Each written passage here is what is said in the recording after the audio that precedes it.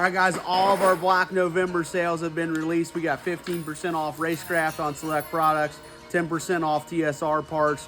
We got the rear end housing deal with the free brakes. We have all that stuff. So all of our sales have been released. This is the best time of the year to save, and everybody is very, very, very busy. We got K members going out. We got all this stuff happening. It's awesome. So we appreciate you. All the sales are live. 10soldierracecars.com.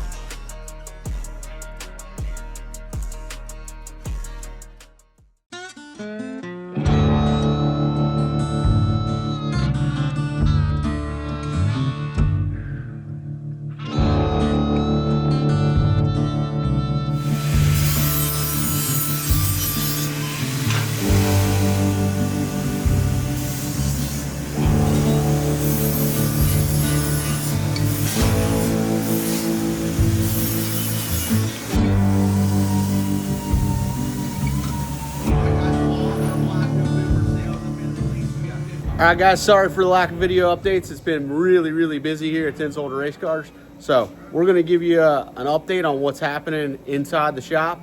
Also going to give you an update on Magic, let you know what's going on with Magic.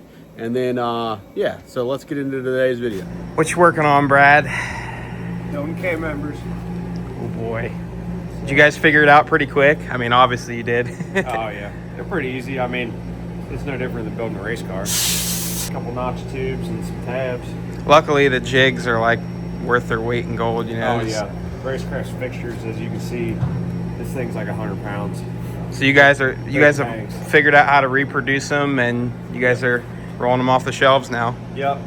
So right now I'm doing a run of, these are the front tube K members, so they use the stiletto style rack. They actually don't make the stiletto rack anymore, so we've changed them to, they all use the strange rack, which is a really nice rack. But yeah, I'm doing a batch of 10 of these. You see all these tubes I got pre-notched over here, so like I'm notching one right now. But this is like a finished tube, so you can see it's pretty much hold and weld.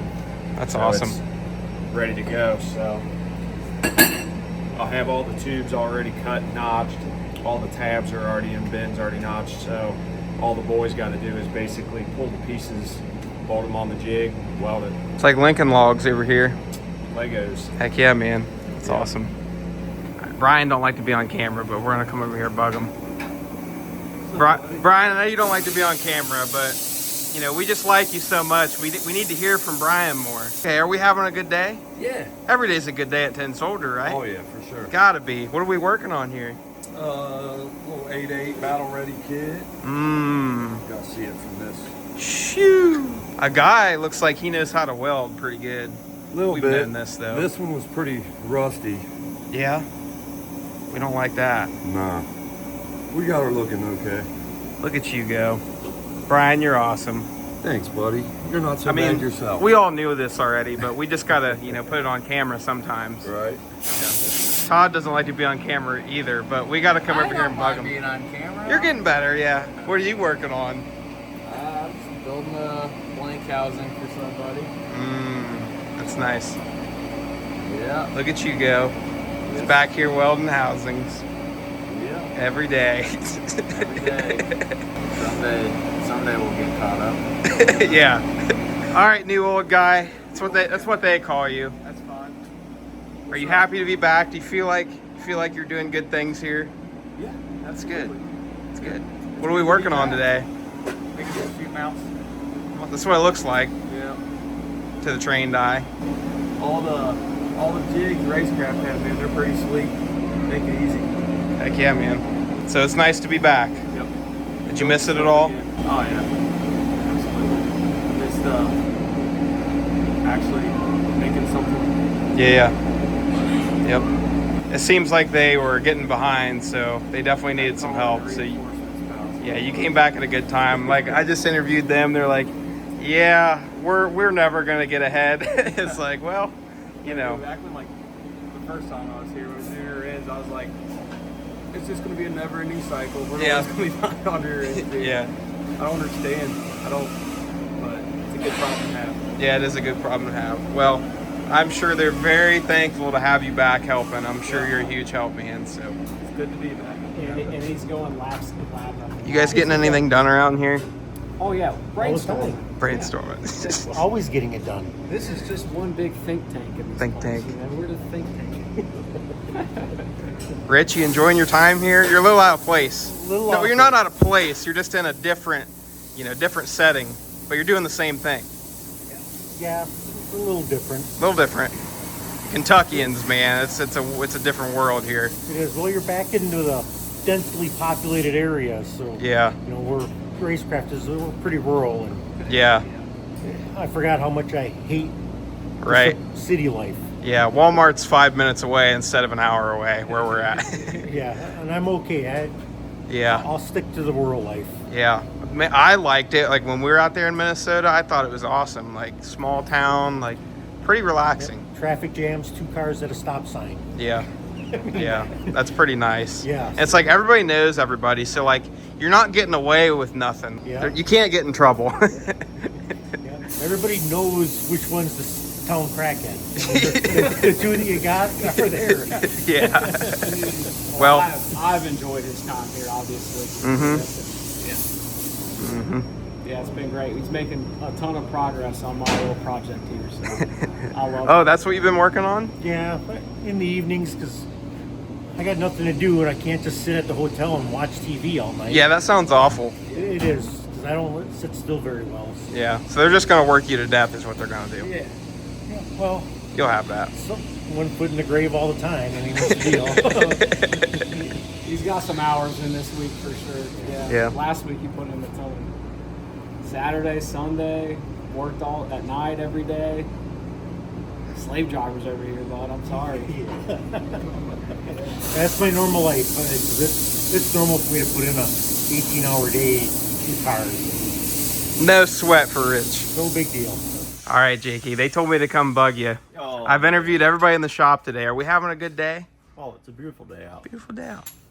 Well, it looks like you've been pretty busy in here. I know they got the Black Friday sales and everything going on, but man, honestly, like everything looked like from the last time I was here to now, everything's going really smooth thanks to, Rich being here. And Oh yeah, I mean, Rich and Tony, or Toby, when Toby was here, he was helping me, figure out all these part numbers and what Yeah. goes with which. And, Oh, dude, I can't even imagine. Like, there's so much stuff. I mean, you guys like quadrupled the product line, so Oh yeah, it's definitely it's definitely a little busier, made it a little more interesting for you, I'm sure. Yeah, I mean, we're slowly figuring it out, Yeah.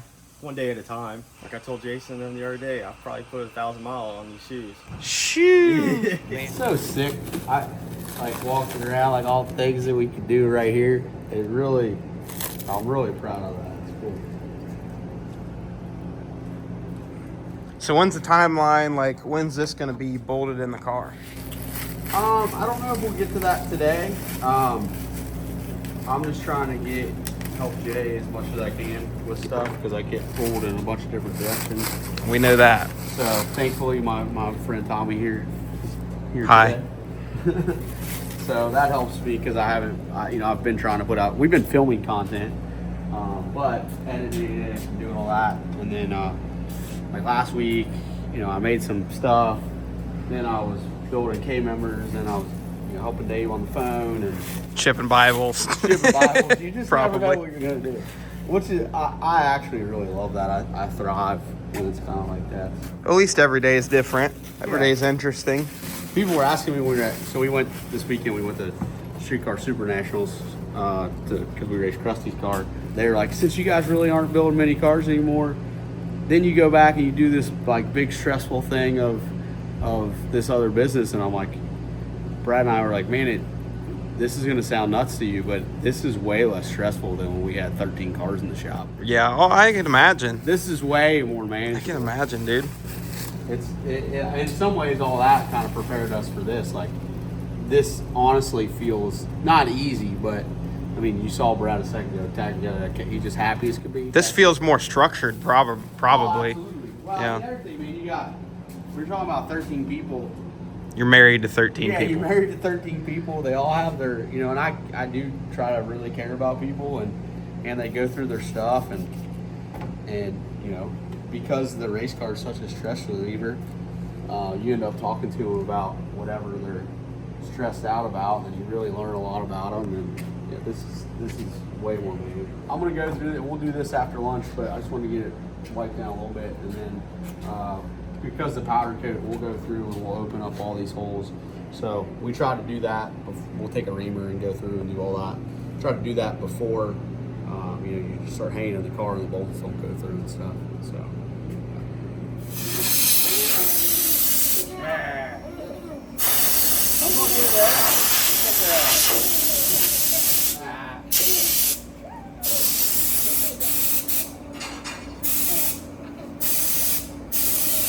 Are you two getting anything done? Good Lord. Wasting company time over here. Unbelievable. Unreal.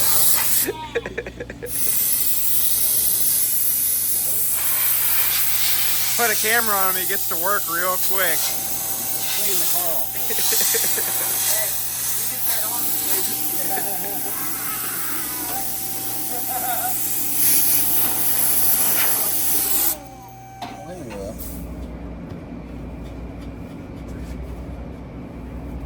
What a stud.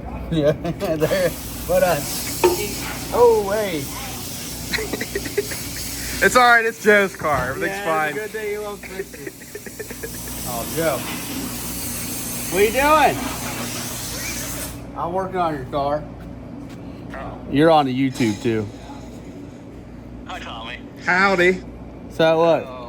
I was, you know, there's some guilt that's coming across me right now. Why? Me sitting at home and knowing that you guys are scrambling, like trying to get this thing done. I know, dude. We had to call in unsupervised help. Look at this.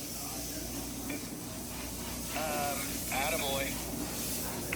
Only 2 Ugga-Duggas. Yeah. Wow. I was telling the people in the YouTube video the reason we work for you is because you let Brixton work on the car, and if he scratches it, it doesn't really matter. We didn't scratch it. Just kidding, we might have. I'm going to scratch a lot of things. All right, so this is Joe Glockner's Ultra Street Camaro. We did a video about it a while ago of us putting a small block Ford engine in a Camaro. Yuck. So that's what this one is. So Bennett small block Ford. It's got a 76 millimeter Hartz turbo on it.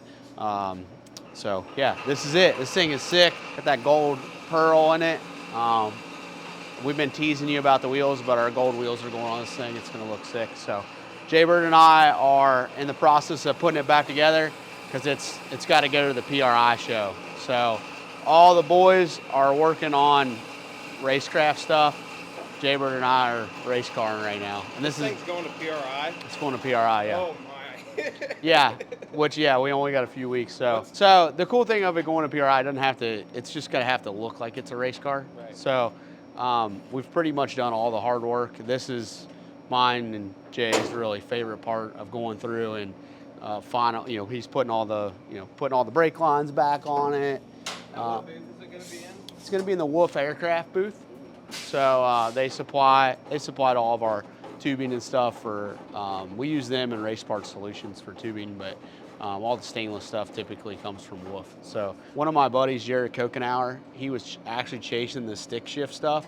So if you followed Cletus early on, Jared had a Corvette as well with a 6-speed in it, and they were kind of going back and forth on the Corvette record. And then Jared decided to build this thing. So we started on this car 8 years ago, and it was going to be a stick shift car and go after the stick shift record.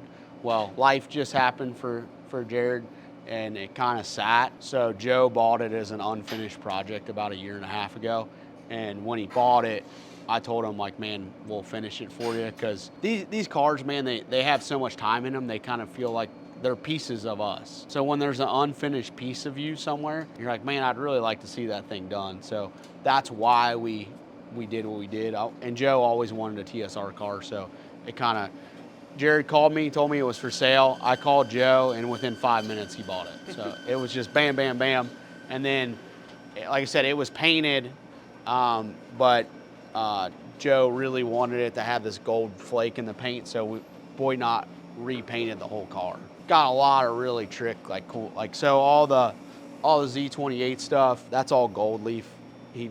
Boynton did that. It's the IROC Z on the door, that's all gold leaf. So this thing's gonna look unbelievable. Unreal. Yeah, I'm a third gen guy. I actually have a white third gen at my house. This is like the car that I always wanted, but it's not mine. So, But you got a 4-door mount. well, I got 4-door now, and I'm sure that Joe will let me make a lap in it if I want. But I'm excited to see Joe take this thing out, and I'm excited for him to get to see it for the first time on the ground and all that. So what I'm doing right now is I'm just going through and assembling all the rear end stuff. So this wishbone, got a little grease here. So just lubing up everything as I go. That way we don't have problems down the road. So this shows you how old this build is. This is like a quarter max anti-roll bar. So it doesn't even have one of our anti-roll bars or anything in it. And we originally built it as a torque arm car. So once Joe bought it, we converted it to 4-link. But we were able to reuse the anti-roll bar and stuff. Jaybird's probably putting the brakes and the gas pedal in it, is what I... Look at these things. Look at these brake lines, boys. That's not... Yeah, Jaybird's in a hurry is like way better than the rest of the world. Yeah. All the fire lines, that's the other thing he's kind of working on. You can see all the lines that are going through the car. That's a distribution block for the fire system. So that's actually an automated fire system, which is really cool. So if you get knocked out and that block there gets hot enough, it actually will turn on the fire system without you doing anything. Wow. Which is really cool. So this is a very, very top of the line Ultra Street car. Do top of the line and third gen ever really go hand in hand though? Better than Fox body. Yeah. Oh, Yeah. So you guys kind of got to see us do Billy's car, and Billy's car was just little bits and pieces of us. So this one we built. What other questions? So as far as like an Ultra Street car goes, like I'm always so amazed, like on all your guys' builds, you guys find these interesting ways to like keep these like slivers of frame rails, and like so like for an Ultra Street car, what are some things that you absolutely have to have, like, and how do you guys incorporate that into your specific Ultra Street cars? All right, so Ultra Street and X 275, both of those chassis rule sets are very, very similar. So this car could basically seamlessly go into X275. Quick shameless plug here is this is a cheeseburger tuned car too, so you guys can kind of, you've probably picked up on it now. We build them, Cheese tunes them, and Cheese is damn good at getting them in the winter circle. It has to have factory suspension mounting points, and it has to have factory shock towers that are verifiable by the factory sheet metal. So a lot of you guys in the no prep world, you'll see like they'll do like a tube around this, and then they'll cut out the rest of the metal. That's not legal for Ultra Street. You have to, this tower has to be verifiable by factory metal, so that's why this is done like this. Then it has to have a factory firewall in factory location. So that's why all this is done like that. Typically in an Ultra and X car, you don't see the jams cut out, you don't, because they want to see that this is a real car. It has to have factory floor pans in it, so this is factory Camaro floor pans in this car. We're allowed to have a removable transmission tunnel. A lot of them, you see them double frame railed and stuff like that. We've kind of learned some things over the years that people really start putting way too much tube in them way too early. There's other points of the car that actually matter a lot more than the amount of tubing that's in the car. The tubing just needs to be in the correct places. So that's one of the things that makes our cars very light. They work well. I think we do a good job of not overbuilding them. Like this car is going to go 430s, 420s, and still look very much like a street car. The other thing that they have to have is they have to have factory rear frame rails. So this is what's left of the factory rear frame rails. These were kind of rusty and nasty, so that's kind of how they got to the position that they're in here. Was a lot of it was they just were junk. And then if you've ever cut apart a third gen Camaro, which you probably haven't, when you cut apart a Mustang, they make sense.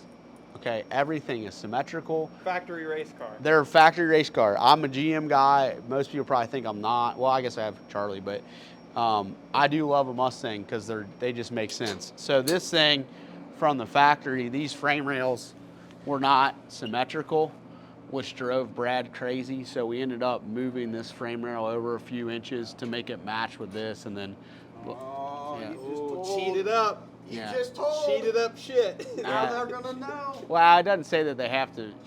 They said that they can be notched for tire clearance. So that's a pretty great rule, right? Like so. Jason, you're just gonna have to let me know what I gotta cut out. You don't have to cut it. You don't have to cut it. We're not really building cars anymore, so I'll tell you everything. Right. You don't. Well, and that's why we do so many people call and ask rule set questions, because we are pretty tight with John, and we've built. I mean, this year, a 10 Soldier car was the X275 world champion, and a 10 Soldier car was the Ultra Street world champion. So we got both championships with 2 cars that we built, which is, I feel pretty good about that. This is our jam, right? The Ultra Street X275 stuff is definitely our jam. We love it. So I want you guys to think about this. We're gonna take a car that weighs between 3,000 and 3,100 pounds with a 76 millimeter turbo, and right now the class record's like a 34. So yeah, 434 with all this limited stuff in a limited chassis. So a lot of times, like when we talk about rule sets, like a lot of people are very uneducated by how fast you can go with parts that are very matched well. You've worked on the converter a lot, all that. I think that No Prep does a bad job of that, of really working on the race car front to back. How much weight do you guys have to throw in them just to get them to be within the rules? Like, is it that bad, or? This thing will probably have 350 to 400 pounds in it, which that's a really, it's not even a gray area. NHRA only really wants you to have a couple hundred pounds worth of ballast. But if you look at this thing, there's weight tabs everywhere. Right. And the reason we do that is if he steps up to X275, it's a bigger turbo, so we can run either an 80 mil or an 88, which most of your guys run an 88. There's a weight break for the 80 mil. So if we did the 80 mil combo, then we would need to be able to run X275 at like, just shooting from the hip, probably 2,600 pounds. So being able to swing that weight out of it to be able to run a different class, a versatile car. So just because it can't be light doesn't mean that you shouldn't build it light, Right.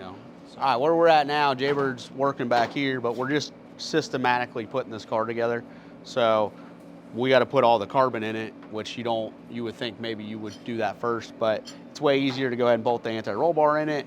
And then we have one piece of carbon that's going to go in so we can put our burn down tank and stuff in. The other thing that takes a lot of time is we take a lot of pride in finding the exact correct link bolt.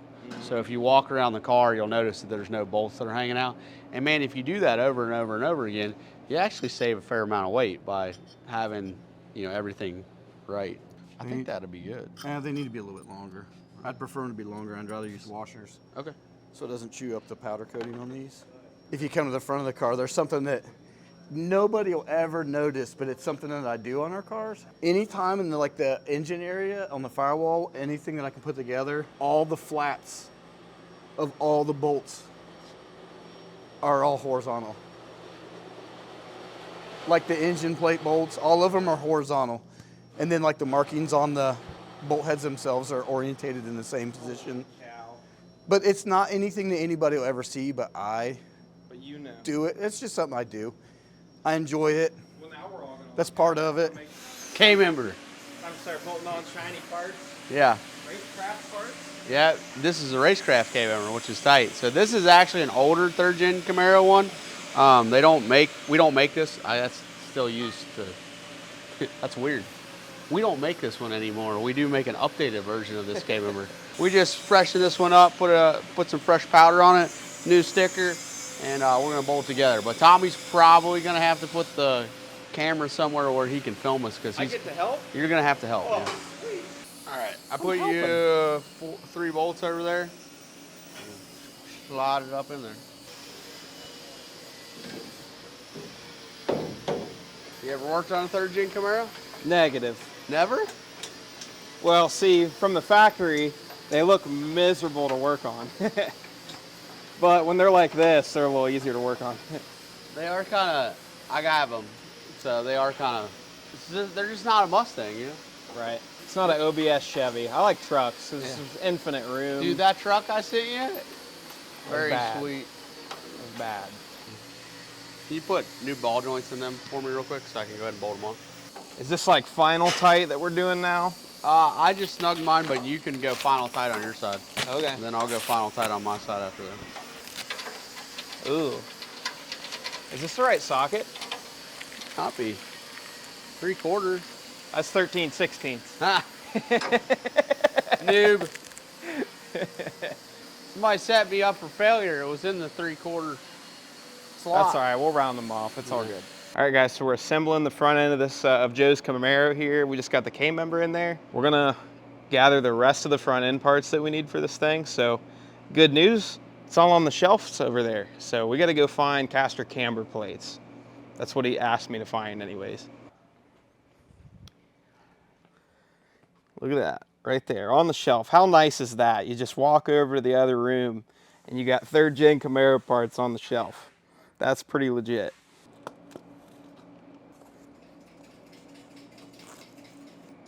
Look at that. That's fancy stuff right there, Jason. Nice, on the shelf. Just, you know, you just walk over to the other room and you could just practically build the an entire Fox body, 3rd gen Camaro, you know. It's pretty sweet. Any year Mustang, we could just build it from scratch. I mean, like a 7/16 Allen. That's dumb. You know, I went to high school with Allen? Alan Bolt. Brad is installing our ball joints.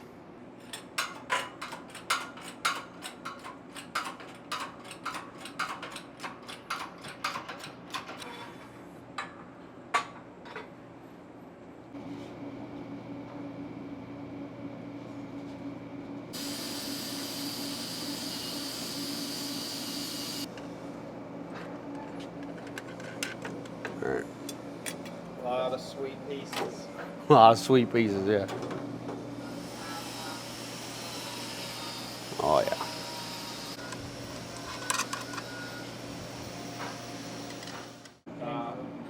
Little guy should be over by Dalton, but you can use it.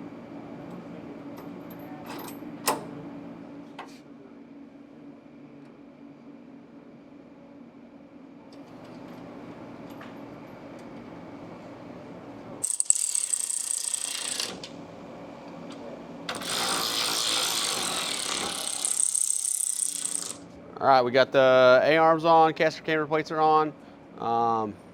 Looks like we need some drop spindles, so let's run over and get some. All right, these are 82 to 92, 2-inch drop ultralight spindles. So these are the super light ones. The fancy ones. Yeah, only best for Joe.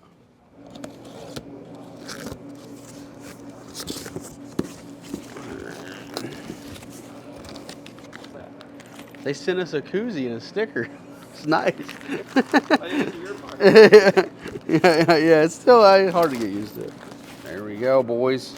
We are waiting on the struts for Mincer, so this is probably, I'm gonna throw them up there so you can see the new hotness here, but we'll have to wait to put the front end all the way together to get the struts back for Mincer.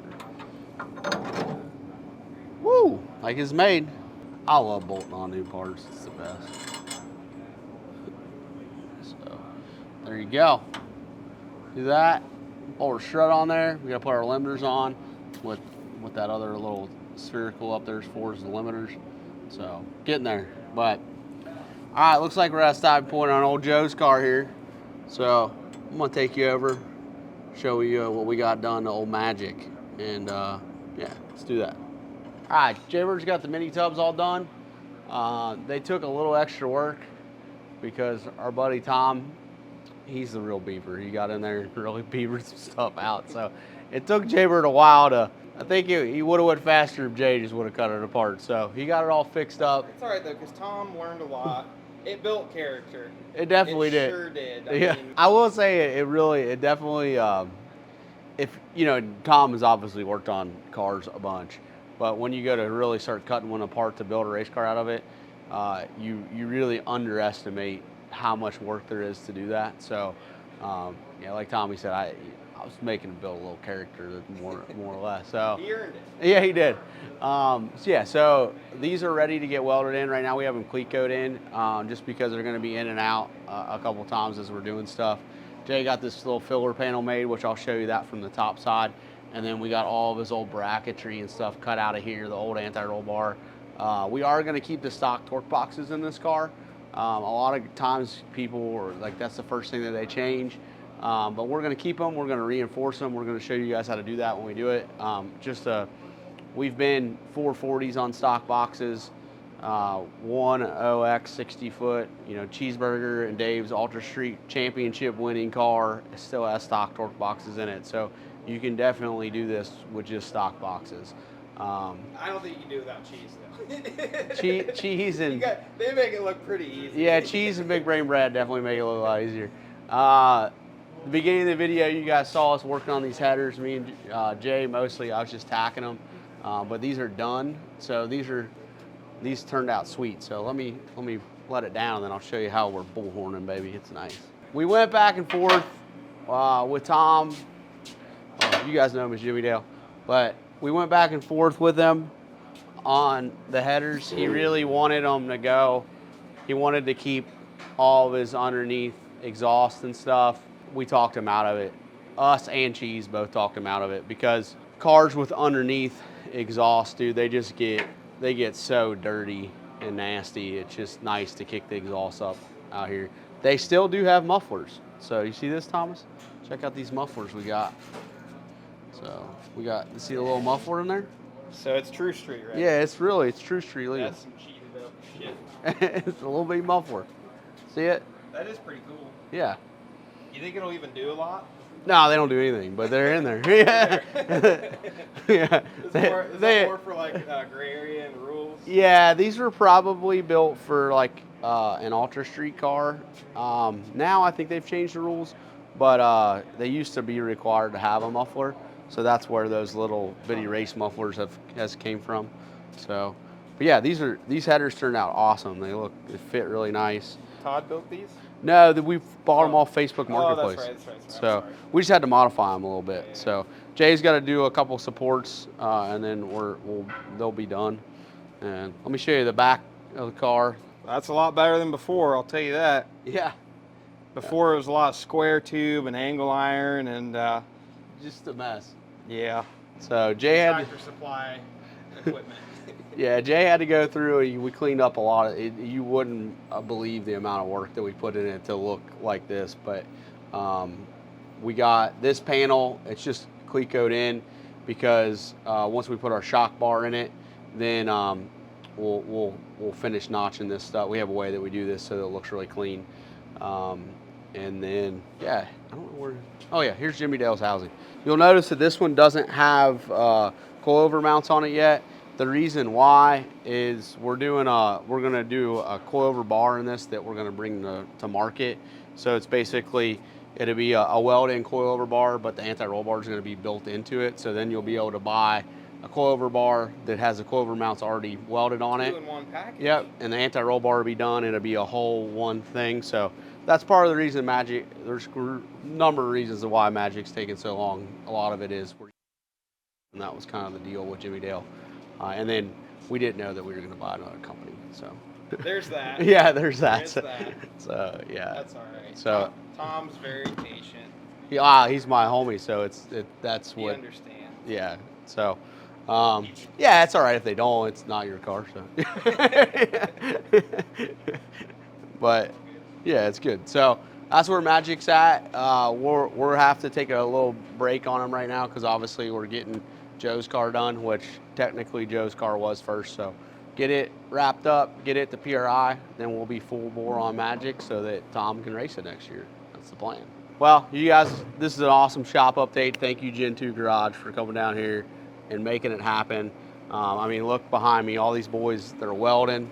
Dalton's building parachute mounts, Rich is welding up spindles, Todd's doing a rear end housing, and Brian just had to leave, but he was building an 8.8. So never ending, boys. So we appreciate you guys. If you haven't already, go to our website, up to 15% off on stuff. So go through, find you some stuff. That's going to end December 1st.